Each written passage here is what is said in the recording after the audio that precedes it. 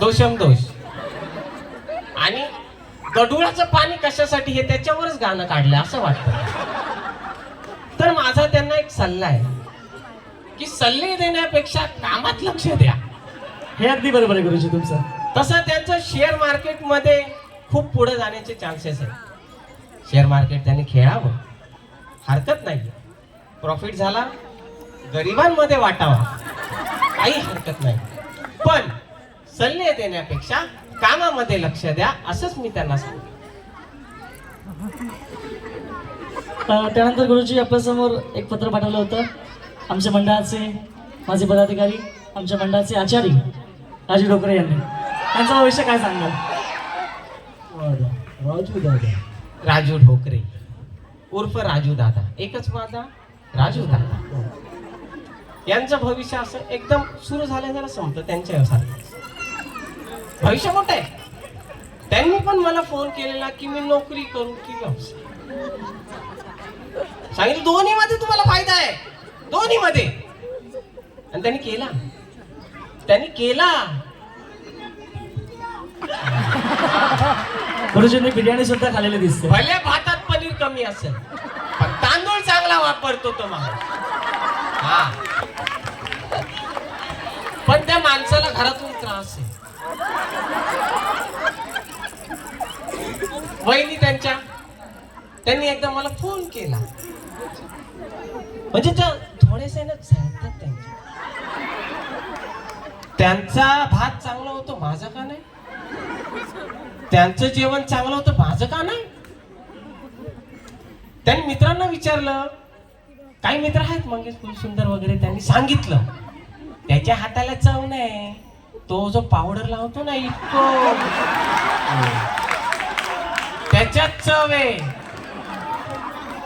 त्या बाईनी काय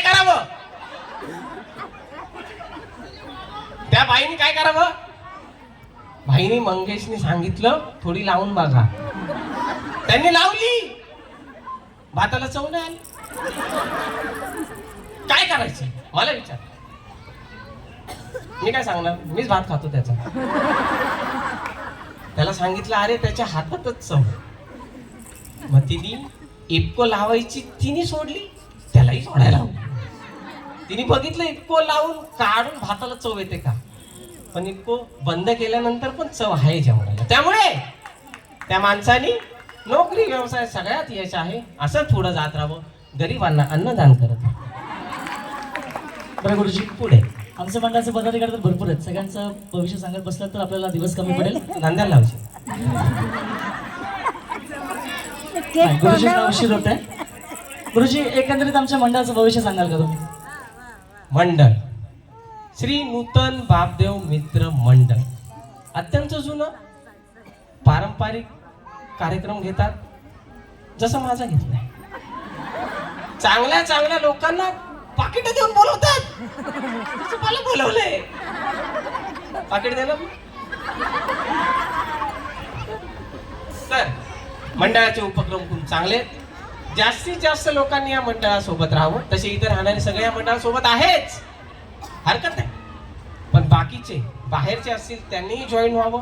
खूप चांगले उपक्रम आहेत. कोणाला मंडळाच्या कार्याबद्दल, कामाबद्दल, पदाधिकाऱ्यांबद्दल डाऊट असेल तर त्यांनी मंडळात येऊन काम करावं. समजेल की स्वतः काम पुढे येऊन काम केल्यावर काय होतं. काही जण बोलतील की कार्यक्रम असा झाला आणि तसा झाला आणि भातात पनीर कमी होत. करायचं काय, स्वतः यायचं, काम करायचं, मग समजतं. गंभीर विषय, सिरियसली घ्या. थोडंसं विनोदातून आपण गांभीर्याकडे वळूया. एकंदरीत हिंदूंच्या समाजावरती जे काही संकट आता उद्भवतात त्याबद्दल हिंदूंबद्दल भविष्य काय सांगाल तुम्ही?